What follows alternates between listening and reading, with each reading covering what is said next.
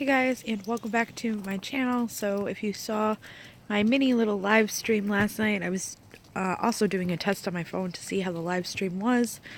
Obviously I had bad connection because it was a bad storm that was happening, but yeah, so I'm going to go ahead and I'm going to show you the current snowfall. It is still snowing.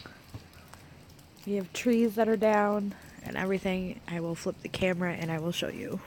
This is all of the snow. We have a broken tree right there that broke. This one looks like it's gonna break. But that's... And then this is what it looks like out front.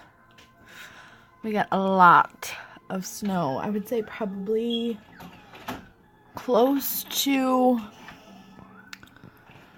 a foot, maybe a little bit more. They said we were supposed to get about 15 inches. Like I said, it's still snowing. It's really heavy, wet, dense snow. So, yeah, it was very hard to shovel. I had to go out and shovel earlier today.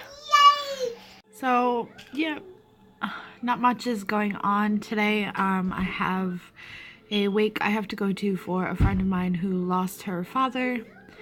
Yeah, so we're just pretty much hanging out. My daughter was up until about 5:30 in the morning. So I'm exhausted, but